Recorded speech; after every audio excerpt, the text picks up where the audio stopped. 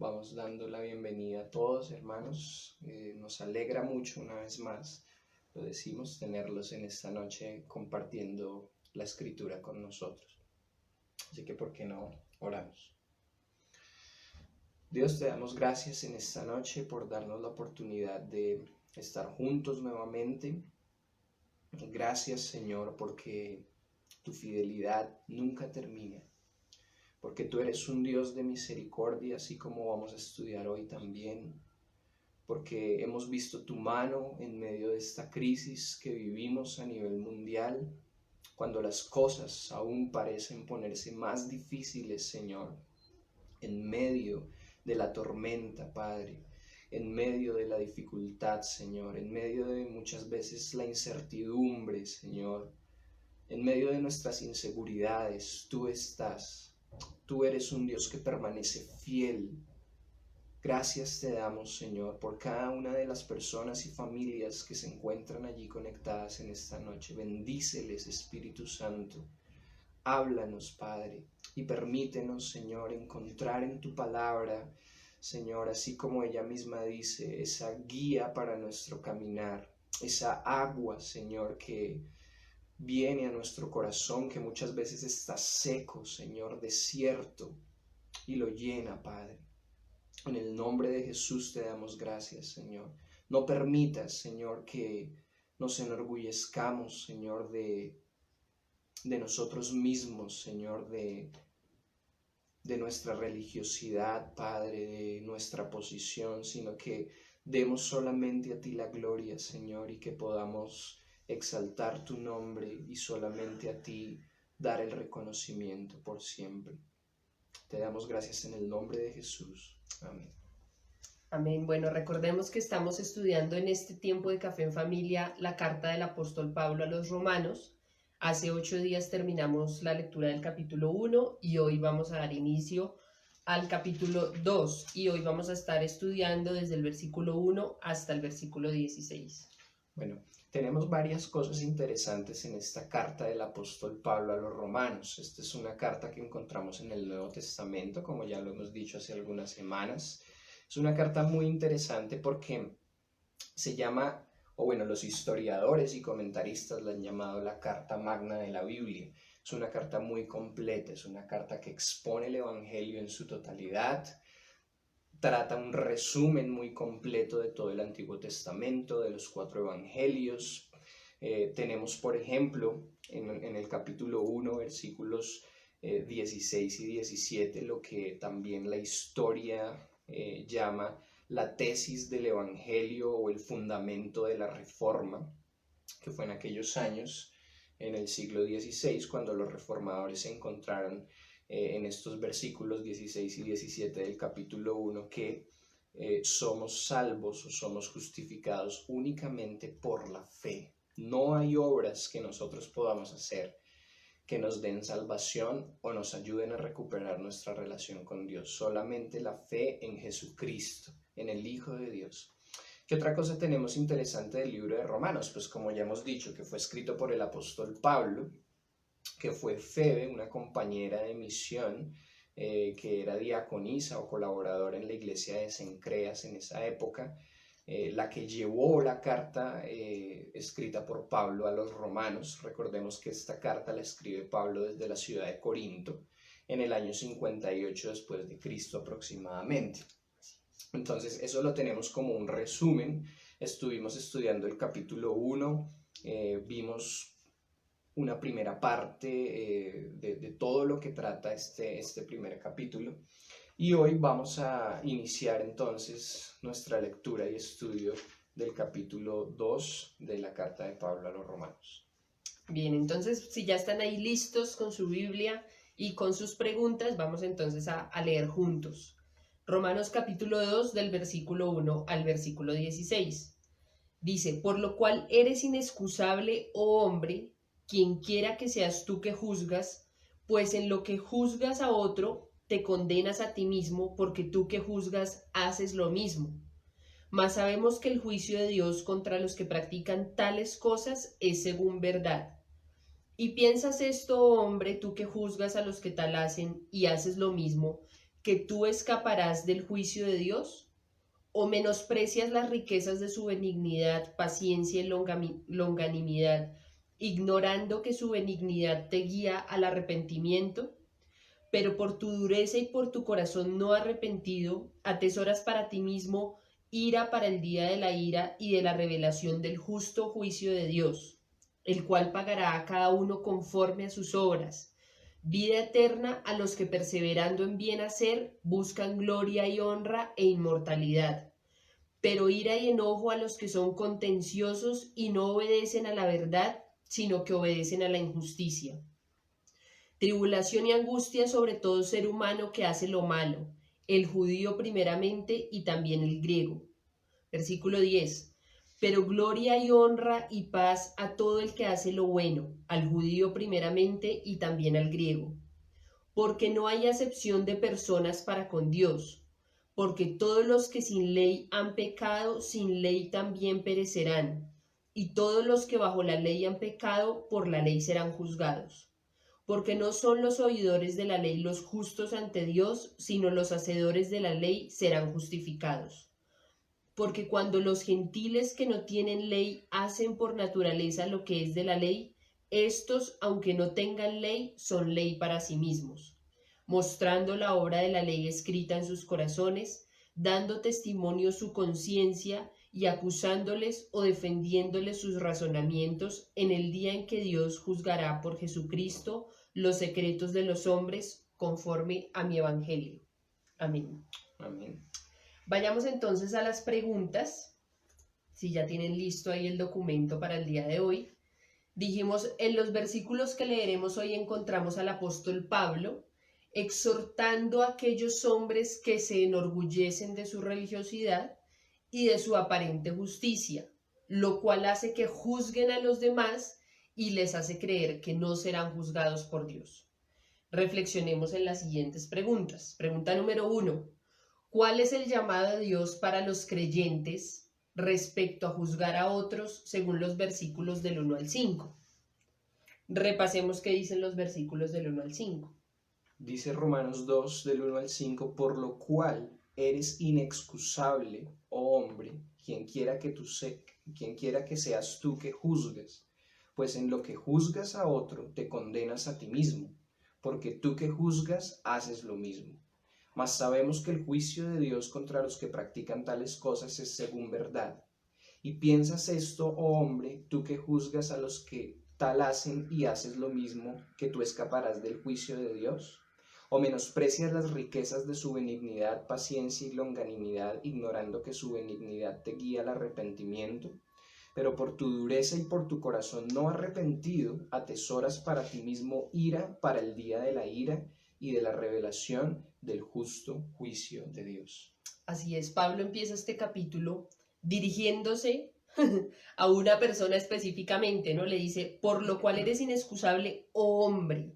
Y en lo que estuvimos leyendo, para los judíos, cuando decían oh hombre, se estaban refiriendo específicamente a otro judío, cuando usaban esa expresión oh hombre. Entonces, Pablo aquí está dirigiéndose a los judíos y les está diciendo, ustedes también son inexcusables. Y recordemos que en el capítulo 1, hace 8 días, estábamos viendo que no tenían excusa los seres humanos de decir que no podían conocer a Dios o que nunca les había sido revelado quién era Dios. Lo podemos ver en el versículo 20, porque Él se había hecho visible a través de las cosas hechas, a través de la creación, y dice ahí finalizando el versículo 20, de modo que no tienen excusa. Entonces, así como estos primeros hombres que está mencionando Pablo en el capítulo 1 no tenían excusa de decir que no conocían a Dios, de esta misma forma aquí el apóstol Pablo sigue diciendo, por lo cual eres inexcusable, oh hombre, quien quiera que seas tú que juzgas, pues en lo que juzgas a otro te condenas a ti mismo, porque tú que juzgas haces lo mismo. ¿Qué está pasando? Pablo, recordemos en los últimos versículos del capítulo 1, también está dando una lista de pecados que uno diría son horribles, ¿cierto? Pero que también seguramente todos hemos caído por lo menos en alguno de esos, y les invito a que repasen nuevamente la lista. ¿Quién no ha murmurado, quién no ha desobedecido a los padres, quién no ha sido necio, quién no ha sido desleal, quién no ha tenido misericordia. Nadie podría sentarse en una posición y juzgar a otro de hacer esto cuando todos los seres humanos pecamos, como también lo vamos a leer más adelante en la misma carta de Romanos. Por cuanto todos pecamos, todos quedamos destituidos de la gloria de Dios. Entonces, por eso Pablo está diciendo aquí, ustedes, hombre, bueno, le está hablando específicamente a un hombre judío, ¿no? Hombre, quien quiera que seas tú, que juzgas, pues en lo que juzgas a otro te condenas a ti mismo porque eres tú que juzgas, porque tú que juzgas haces lo mismo. Y luego sigue diciendo, sabemos que el juicio de Dios contra los que practican tales cosas es según verdad. El versículo 3 dice, y piensas esto, hombre, tú que juzgas a los que tal hacen y haces lo mismo, que escaparás del juicio de Dios. Entonces, respondiendo a la pregunta, ¿cuál es el llamado de Dios para los creyentes respecto a juzgar a otros? Pues definitivamente una de las cosas interesantes de Romanos es que nos expone a todos. A veces nosotros tenemos obviamente una religiosidad como si nos hacemos llamar cristianos, ¿no? Y esto también estaba pasando en este contexto en Romanos. Pablo le está hablando no solamente a aquellos, como ya vamos a ver, que eran no judíos, sino también a los judíos.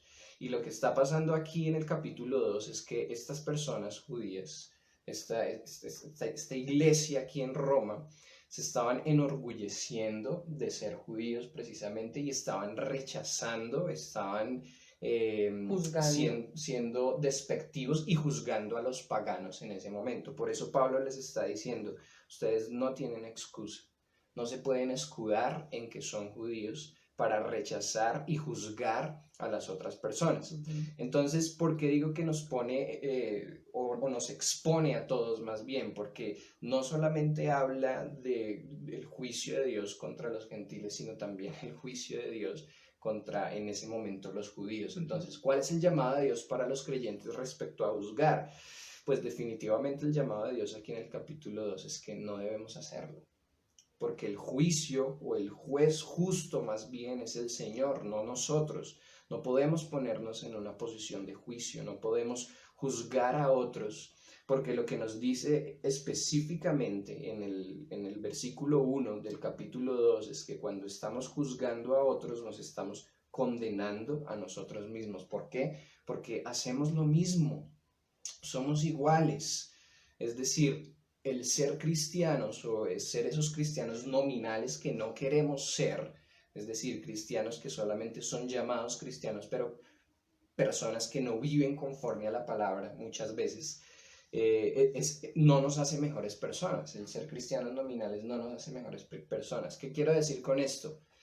Queridos, el ser llamados cristianos o incluso el ser cristianos no nos hace mejores que otros. Porque cuando pensamos eso, es ahí donde empieza el enorgullecernos, es ahí donde empieza el juicio, y esto es lo que nos está diciendo precisamente lo que está atacando Pablo en el capítulo 2. No podemos juzgar a otros.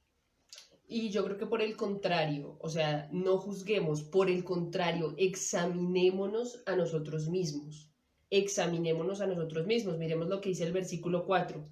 O menospreciáis las riquezas de su benignidad, la benignidad de Dios, la paciencia, la longanimidad, ignorando que su benignidad te guía al arrepentimiento, ni para las personas que son inconversas, ni para las personas que son creyentes, el hecho de que cometamos un pecado en cierto momento y no nos llegue el castigo de forma inmediata, no quiere decir que Dios lo está pasando por alto, ni quiere decir que porque este mundo ha sido lleno de tanta maldad, de tanta perversidad, de tanto pecado, no quiere decir que Dios se esté haciendo el de la vista gorda o que vaya a dejar pasar todas las injusticias que se están cometiendo y que cada ser humano comete, sino que por el contrario, esa paciencia, esa bondad de Dios, ese tiempo que está dando, es precisamente para guiarnos al arrepentimiento. Entonces, examinémonos si estamos fallándole al Señor, si estamos cayendo constantemente en un hábito de pecado que no hemos querido dejar, o que simplemente nos está ganando la batalla. Como creyentes y como cristianos debemos estar batallando todos los días en contra del pecado. Si aún no hemos recibido a Cristo en nuestro corazón como nuestro Salvador y llevamos un estilo de vida de pecado, este es el momento de arrepentirnos y es el llamado que Dios nos hace a cada uno de nosotros. No miremos a los demás, no miremos al que está a nuestro lado, no juzguemos a las personas que pecan de formas diferentes a las que pecamos nosotros y cada uno, sino más bien examinémonos a nosotros mismos y procedamos al arrepentimiento, porque este es el tiempo que el Señor está dando para arrepentirnos. Vamos a leer más adelante que después de la muerte, pues ya no hay nada que hacer. Los que siguieron con sus injusticias van a tener un pago, y los que decidieron acogerse a la justicia de Dios a través de la obra de Cristo van a tener otro pago. Si nosotros miramos a la iglesia hoy en día, realmente debemos mirar con tristeza el hecho de tener que ser confrontados con esto también, como Pablo lo estaba haciendo con la iglesia en Roma en ese momento. ¿Por qué lo digo, hermanos? Porque es verdad, no nos estamos reuniendo, pero pensando en todos esos años y hasta hace algunos meses que nos reuníamos y ahora también, ¿qué actitud tiene la iglesia frente a el contexto que nos rodea, frente a las personas que nos rodean, incluso a nuestra propia familia? Cuando vemos muchas personas que obviamente necesitan a Cristo, necesitan esa misma misericordia que Dios derramó sobre nosotros, pero nos ponemos en una posición de juzgar, en una posición de jueces, y lo hacemos porque somos llamados cristianos y creemos que el ser llamados cristianos nos hace mejores personas, nos hace prácticamente iguales a Dios, equivocadamente, y juzgamos y atacamos y no dejamos muchas veces entrar en lo que podríamos llamar nuestro contexto a otros. Esto es terrible. Solamente quiero contar una anécdota. Cuando estuvimos el año pasado en un viaje que hicimos con mi esposa, teníamos que escuchar con tristeza una historia, y es una familia y un miembro de esa familia tenía seriamente un problema que era el homosexualismo.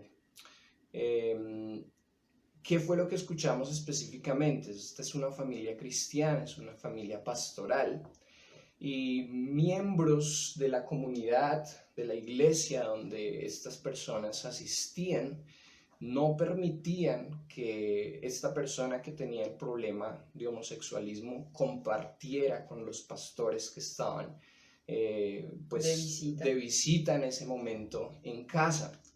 ¿Por qué? Muy seguramente por lo que Pablo está hablando aquí en el capítulo 2. La rechazaban, la menospreciaban, la juzgaban por tener este problema. Y ellos, obviamente, como eran pastores y hacían parte de una comunidad cristiana, muy seguramente el ser llamados cristianos o el ser pastores o el ser líderes creían que les daba el derecho de menospreciar y de juzgar y de ser despectivos con esta persona. Entonces, preguntémonos, ¿cómo estamos actuando como iglesia? ¿Qué es lo que estamos reflejando? Muy bien. Vamos entonces a revisar la segunda pregunta. ¿Cómo juzgará Dios a los que hacen el bien y a los que viven para sí mismos o hacen el mal? Según los versículos del 6 al 11.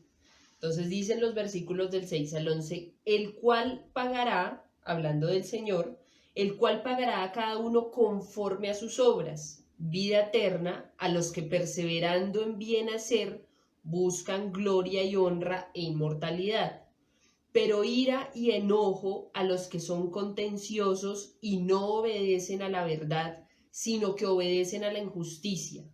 Tribulación y angustia sobre todo ser humano que hace lo malo, el judío primeramente y también el griego, pero gloria y honra y paz a todo el que hace lo bueno, al judío primeramente y también al griego, porque no hay acepción de personas para con Dios.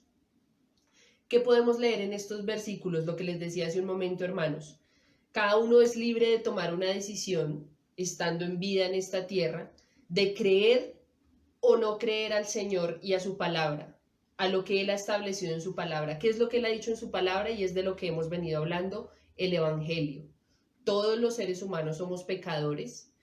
Eso significa que fallamos a Dios, que tenemos una deuda con Él, que merecemos un castigo por nuestro pecado, como dice el versículo 18, por detener con injusticia la verdad de Dios.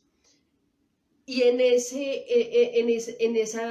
esa separación y en ese estado en el que se encuentra el ser humano, el Señor Dios mismo decide enviar a su Hijo para salvarnos y para darnos vida nuevamente y para poder tener una relación con Él. Y Cristo a través de la cruz paga con su sangre por nuestros pecados. Esa es la justicia, por la justicia que se cumplió en Cristo y en su muerte en la cruz y por la fe que nosotros como creyentes depositamos en Él, entonces tenemos vida eterna. Y es de lo que nos está hablando aquí.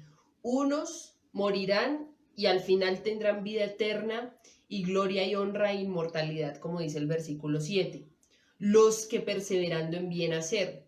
Porque recordemos que cuando hemos creído, hermanos, creemos y somos salvos por fe, como dice el versículo 17, como lo estudiábamos hace unos miércoles. La salvación es solamente por fe. No necesitamos obras para ser salvos, solamente por creer en la obra de Cristo en la cruz.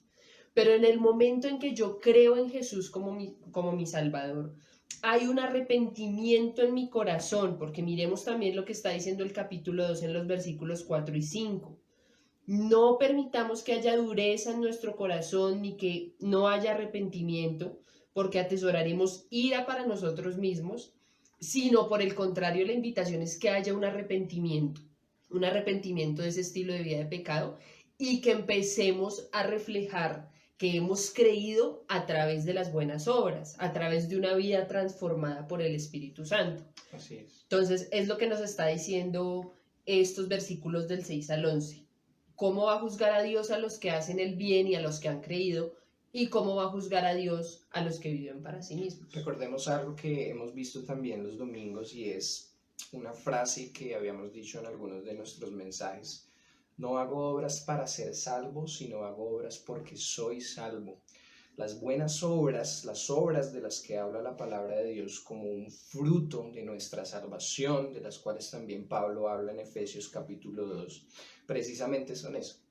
Son un fruto, son un resultado de que hemos creído en Cristo. Si miramos, por ejemplo, el versículo 7 ahí de Romanos 2, dice, vida eterna a los que perseverando en bien hacer. ¿Quiénes son los que perseveran en bien hacer? Solamente los que han creído en Cristo como su único y suficiente medio de salvación. Una persona que no tiene a Cristo y que no tiene al Espíritu Santo habitando en él, no persevera en bien hacer.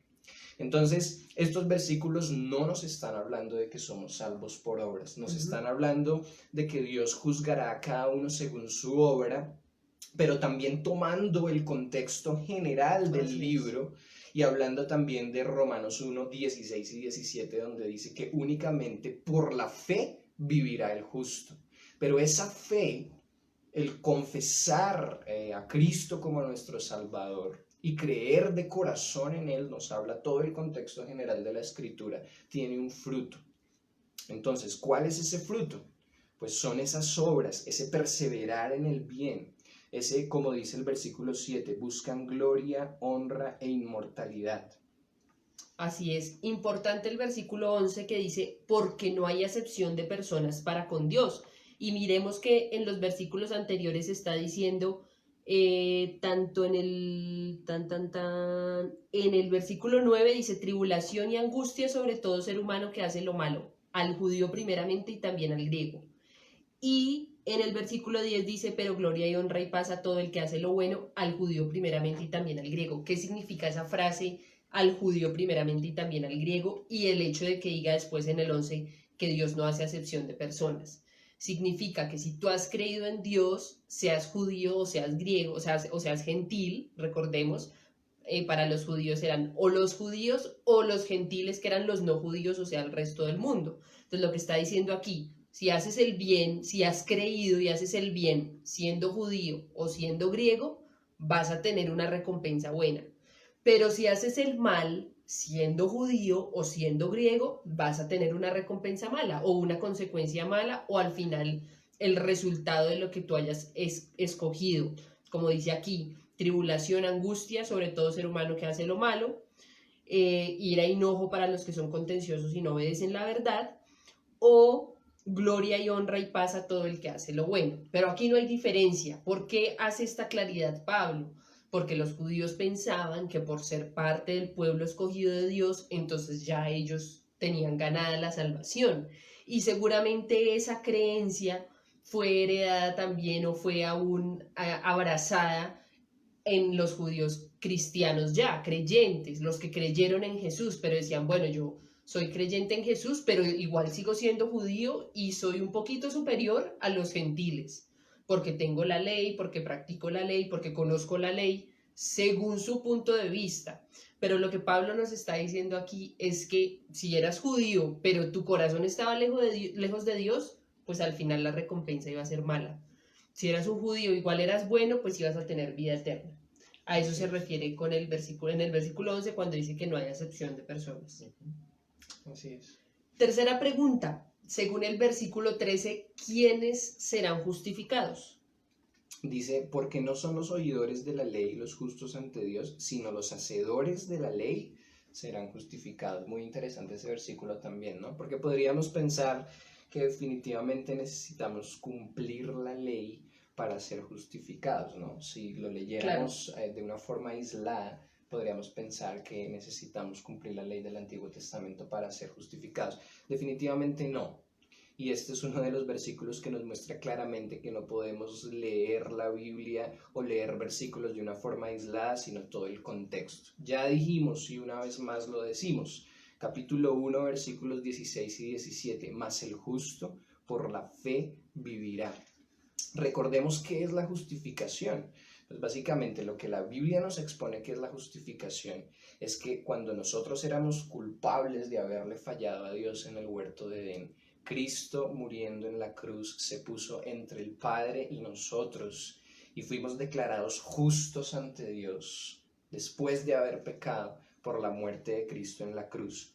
Ahora, cuando vemos que Pablo aquí nos dice que no son los oidores de la ley los justos ante Dios, sino los hacedores de la ley serán justificados, hablando de todo el contexto en lo que ya hemos leído hasta el momento de Romanos, pues no nos está hablando de otra cosa, sino que efectivamente vamos a ser justificados por la muerte de Cristo.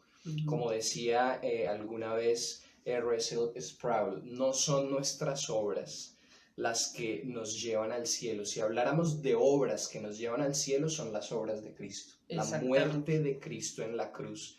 Y realmente la ley en el Antiguo Testamento no fue colocada, no fue establecida por Dios para que nosotros la cumpliéramos, hermanos. La ley fue establecida por Dios para que las personas en el mundo se dieran cuenta que no podían cumplir la ley. El único que pudo cumplir la ley a cabalidad fue Cristo.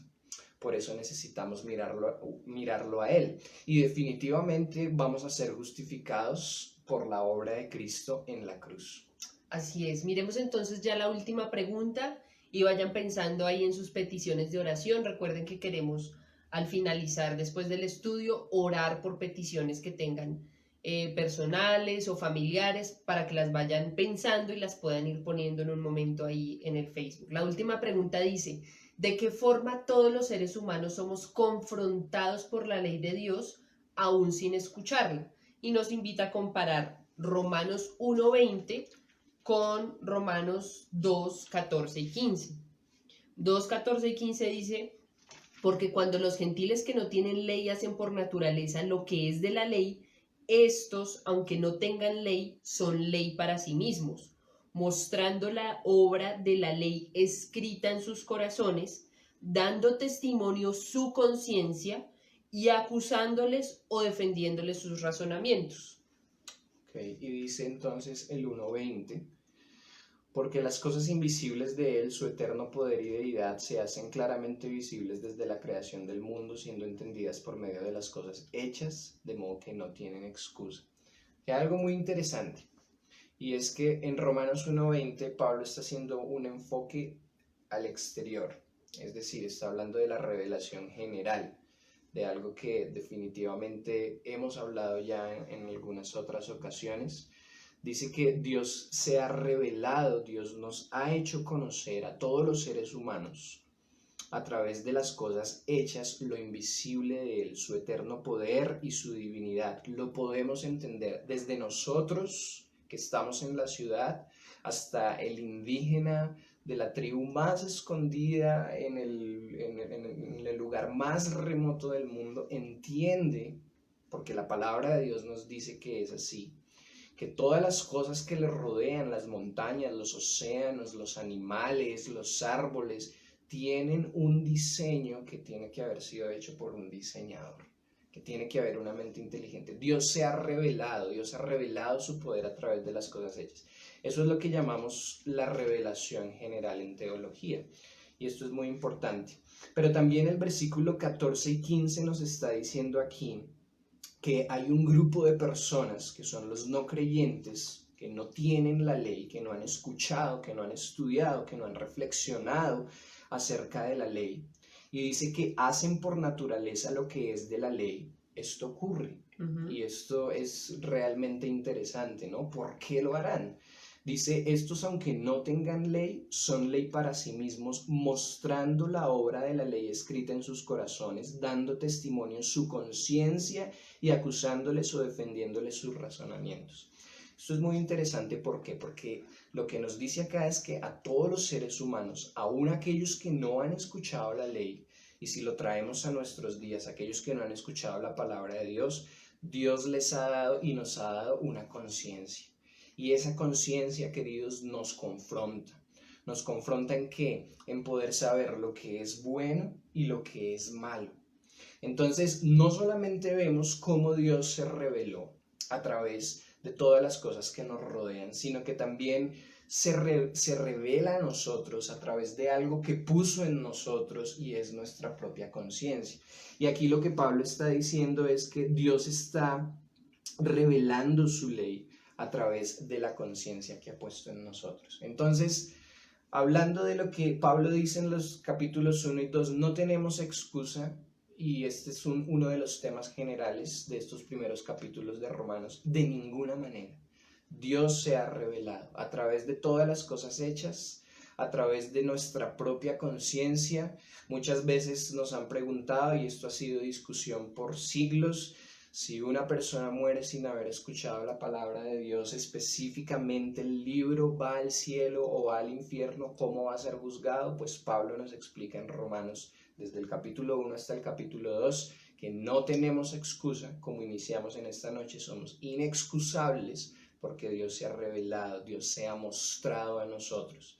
Entonces no hay ninguno que en el día del juicio, como habla el capítulo 2, le pueda decir al Señor, nunca recibí ninguna revelación. O no sabía que estaba bien y que estaba No mal y por sabía eso lo que hice lo estaba, malo. exactamente, no sabía lo que estaba bien, exacto, ni lo que estaba mal y por eso hice lo malo. Entonces, aquí nos está hablando acerca de eso. Creo que respondimos la pregunta o Sí. alguna otra.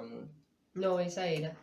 ¿De qué forma todos los seres humanos somos confrontados por la ley de Dios, aún sin escucharla o haberla leído textual en la Biblia? Como decía Andrés, muchas veces se tiene esa interrogante, ¿no? ¿Qué pasa con, no sé, todos los indígenas que murieron sin haber escuchado el Evangelio, o todas las personas que seguramente nunca han visto una Biblia? Pero claramente aquí Pablo nos está exponiendo y mostrando cómo Dios ha puesto su ley en nuestros corazones, como dice el versículo 15. Ahora, eso quita el llamado que Dios nos hace a lo largo de toda la Escritura de compartir el Evangelio y llevar a otros a los pies de Cristo de ninguna manera. ¿Por qué? Porque el compartir el Evangelio es un mandato escrito muy específicamente en Hechos. El Señor nos dio ese mandato y nosotros no sabemos quiénes van a ser salvos y quiénes no. Eso solamente lo sabe el Señor. Entonces no podemos hacer ese tipo de aseveraciones ni sacar ese tipo de conclusiones. Simplemente debemos obedecer y compartir el Evangelio a todos aquellos que podamos compartir. Pero también al mismo tiempo está el hecho de que ninguno de nosotros, ninguno de los seres humanos, tenemos excusa ante el Señor porque Él se ha revelado de muchas maneras.